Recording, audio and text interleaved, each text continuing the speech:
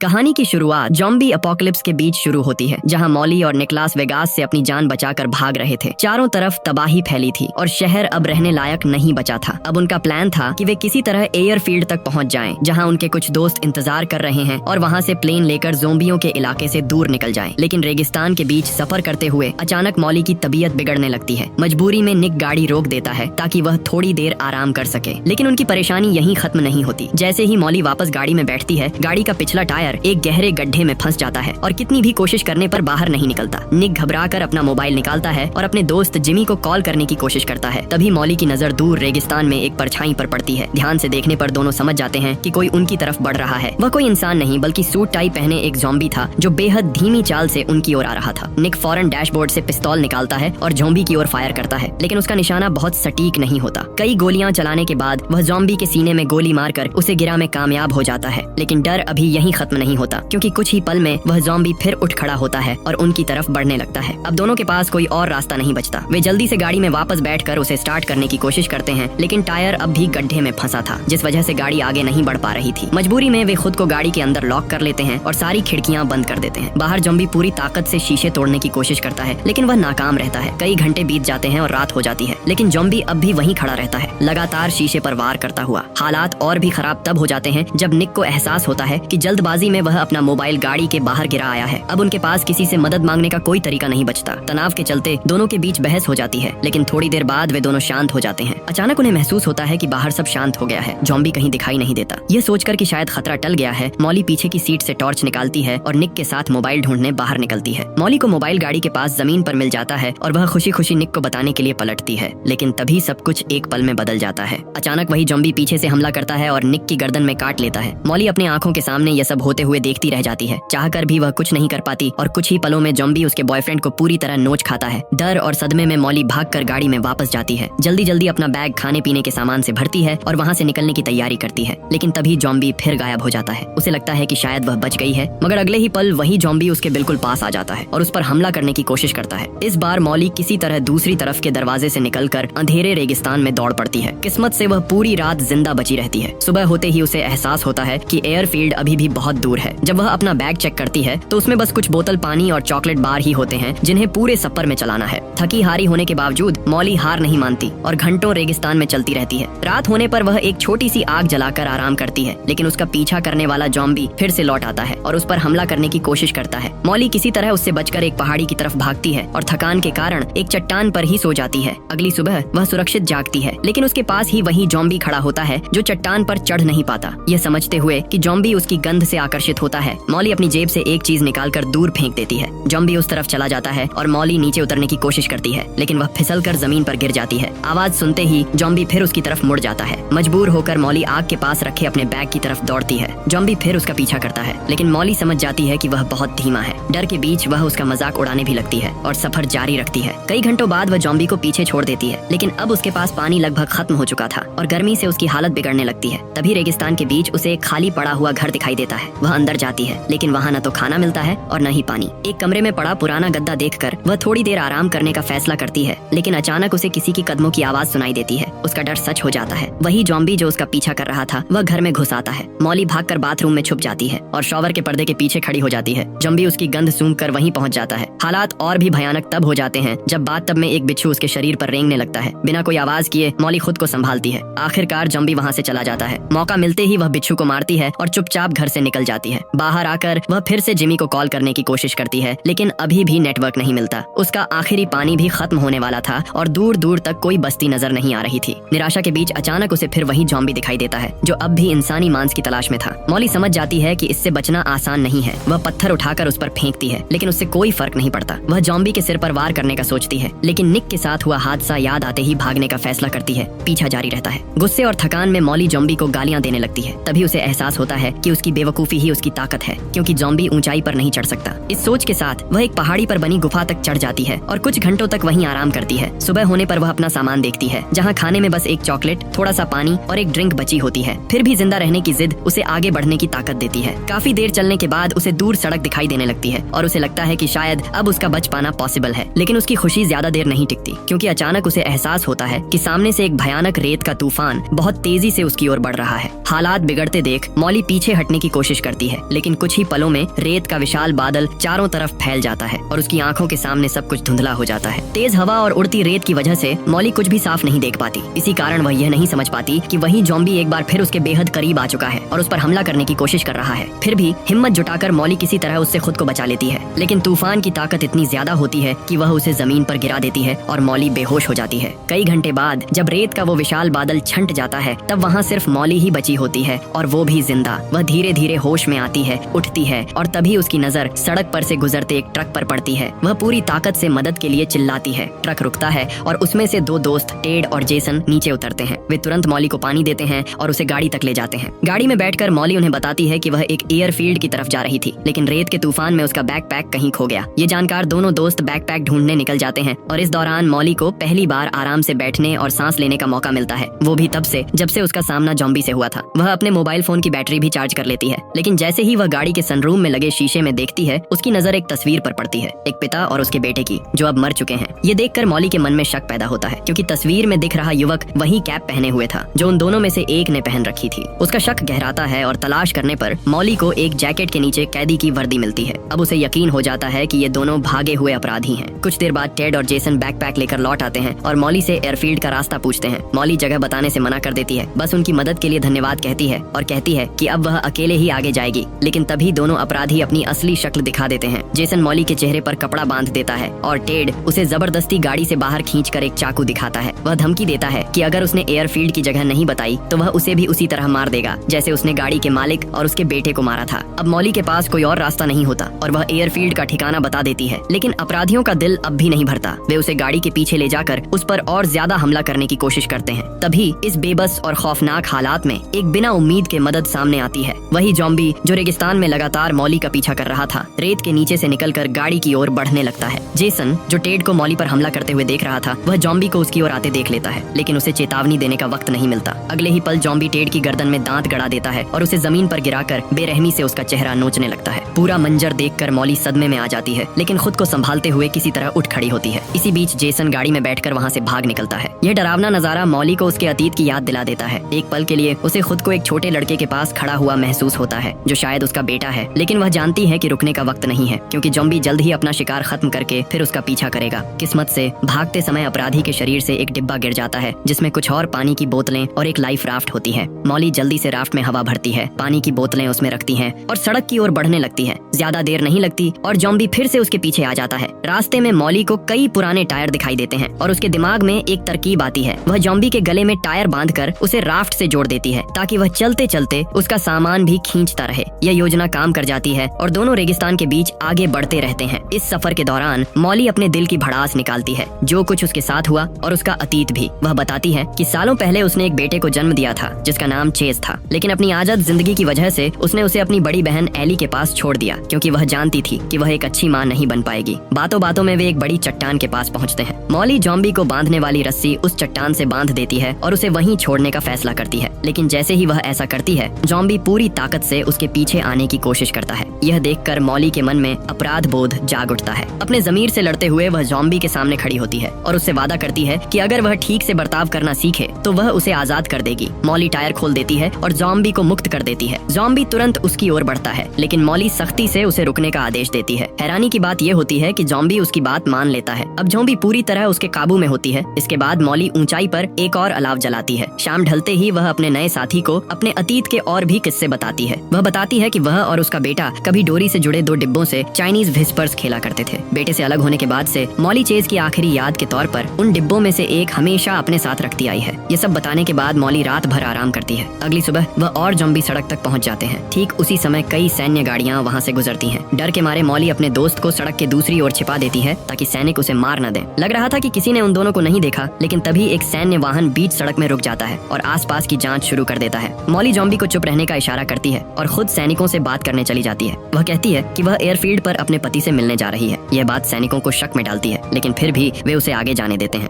तभी zombie Molly की बात नहीं मानता और सैनिकों के सामने आ जाता है। सैनिक तुरंत उसकी ओर बंदूकें तान लेते हैं। मॉली फौरन उसके सामने खड़ी हो जाती है और सैनिकों से विनती करती है कि वे गोली न चलाएं। यह अजीब सा नजारा देखकर सैनिकों को यकीन हो जाता है कि ज़ॉम्बी ही उसका पति है। फिर मॉली रास्ता साफ करने की बात करती है ताकि वे दोनों आगे बढ़ सकें, लेकिन तभी उनमें से एक ज़ॉम्बी के पैर में गोली मार देता है। यह देखकर मॉली को इस बेरहमी से घिन आती है। वह जॉम्बी की मदद करने की कोशिश करती है, लेकिन गलती से वह जॉम्बी उसकी उंगली काट लेता है। मॉली तुरंत समझ जाती है कि इसका क्या मतलब है, वह भी जल्दी ही जॉम्बी बन जाएगी। वह भागकर अपना बैग खोलती है और जख्म पर दवा डालकर उसे डिसइंफेक्ट करने की कोशिश करती है, मगर जल्द ही उसे एहसास होता है कि इन्फेक्शन उसकी उंगली में फैल रहा है और वह भी जल्द ही जॉम्बी बन जाएगी। हताशा में मॉली अपना हाथ जमीन पर रखती है और पास पड़े एक पत्थर से संक्रमित उंगली पर जोर जोर से मारने लगती है, जब तक कि वह उंगली अलग नहीं हो जाती। दर्द और पीड़ा के बावजूद वह खुद को जॉम्बी बनने से बचा लेती है। फिर वह अपने बैग से टेप निकालकर हाथ पर पट्टी बांध लेती है। इसके बाद वह वापस सड़क पर लौटती है। वह जॉम्बी से नाराज भी थी जिसने उसे काटा, लेकिन फिर भी उसे जमीन पर घायल पड़ा देखकर उसे अफसोस होता है, क्योंकि गोली लगने के कारण वह चल भी नहीं सकता। अब मजबूरन मॉली उसे एक डिंगी पर लिटाकर सड़क पर घसीटते हुए आगे बढ़ती है। कुछ देर बाद उसे दूर एयरफील्ड दिखाई देता है, लेकिन तब तक उसका जॉम्बी दोस्त आगे बढ़ने की ताकत खो चुका होता है। मॉली उसे उठने के लिए कहती है, लेकिन जॉम्बी अपने सूट की जेब की ओर इशारा करता है। मॉली जेब चेक करती है और उसे एक वॉलेट मिलता है जिसमें उसकी पहचान होती है। जॉम्बी का नाम डेरिल था। जब वह इंसान था, उसे एक तस्वीर भी मिलती है जिसमें डेरिल एक युवा महिला के साथ था जो शायद उसकी पार्टनर थी। मॉली समझ जाती है कि डेरिल भी उसी की तरह हालात का शिकार था। वह अपने दोस्त को आखिरी दया देने का फैसला करती है। सड़क से एक बड़ा पत्थर उठाकर वह डेरिल के पास जाती है और रास्ते में उसकी मदद के लिए उसका धन्यवाद करती है। फिर वह पत्थर से वार करके उसके जॉम्बी दोस्त के दर्द को हमेशा के लिए खत्म कर देती है। इसके बाद मॉली अकेले सड़क पर आगे बढ़ती है और आखिरकार एयरफील्ड पहुंचती है। वहां आसपास सभी जगह सुनसान लगती है, लेकिन उसे बीच में खड़ी एक लाल कैडिलैक दिखती है। जैसे ही वह पास जाती है, उसे गोली चलने की आवाज सुनाई देती है और वह तुरंत गाड़ी के पीछे छिप जाती है। दूर से उसे दिखता है कि गोली चलाने वाला जिमी है। जब जिमी को एहसास होता है कि मॉली अभी इंसान है, तो वह फायरिंग रोक देता है। सब साफ हो जाने पर मॉली बताती है कि रास्ते में उसका बॉयफ्रेंड मर गया। जिमी भी बताता है कि उसे भी रास्ते में जॉम्बी मिले थे। उसका एक साथी काटा गया था, लेकिन उसने यह बात छुपाई। जैसा कि होना था, वह जॉम्बी बन गया और बाकी लोगों को भी संक्रमित कर दिया। लेकिन जिमी किसी तरह बच निकला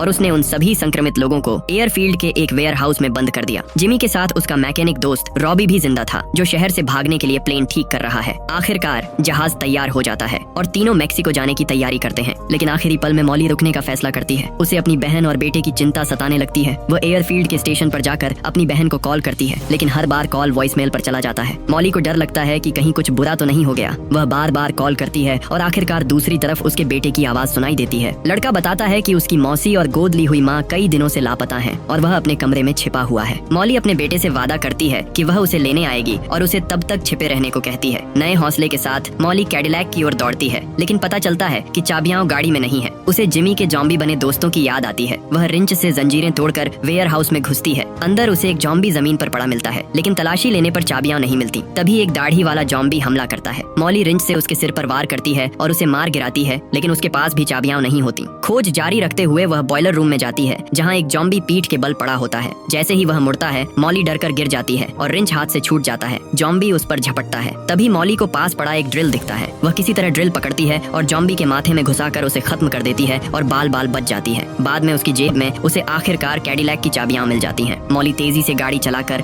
अपने बेटे को बचाने निकल पड़ती है। रास्ते में उसे अपने जॉम्बी दोस्त की याद आती है, जिसने अनजाने में इस भयानक सफर में उसकी मदद की थी। कई घंटे बाद वह लास वेगास पहुंचती है और उस मोहल्ले में जाती है जहां उसकी बहन एली रहती थी। घर खाली लगता है। वह फावड़ा उठाकर अंदर जाती है। किचन में उसे एली के पति की लाश मिलती है। फिर आगे बढ़ने पर उसे कांच के दरवाजे पर खून से लिखा संदेश दिखता है, जिसमें लिखा होता है कि एली को काट लिया गया था और उसने सब खत्म करने का फैसला किया। दूसरी तरफ एली का जला हुआ शरीर होता है ताकि वह जॉम्बी न बने और चेज को नुकसान न पहुंचा सके। टूटे दिल के साथ मॉली अपने बेटे को ढूंढती है, लेकिन कमरे में वह नहीं मिलता। वह रोने लगती है। तभी उसे चीनी वेस्पर्स का कैन दिखता है, जिसे चेज बचपन से संभाल कर रखता था। अचानक उसे कदमों की आहट सुनाई देती है। फावड़ा पकड़े वह बाहर आती है, लेकिन सामने जॉम्बी नहीं बल्कि चेज का खिलौना टेंट होता है, जिसके अंदर उसका बेटा छिपा होता है। मॉली राहत की सांस लेती है, अपने बेटे को गले लगाती है और वादा करती है कि अब उसे कभी अकेला नहीं छोड़ेगी। दोनों शहर से भागने की तैयारी करते हैं, लेकिन सीढ़ियों से उतरते ही जॉम्बियों का झुंड दरवाजा तोड़ने की कोशिश करता है। मॉली अपने बेटे को पीछे रहने को कहती है और खुद आगे खड़ी हो जाती है। जैसे ही जॉम्बी अंदर घुसते हैं, मॉली फावड़े से हमला कर देती है। मॉली और चेज जॉम्बी अपोकलिप्स से बच पाए या नहीं, ये एक रहस्य ही रह जाता है। और इसी के साथ ये कहानी यही खत्म हो जाती है। तो आपको ये फिल्म कैसी लगी, नीचे कमेंट में जरूर बताना। मिलते हैं अगली वीडियो में।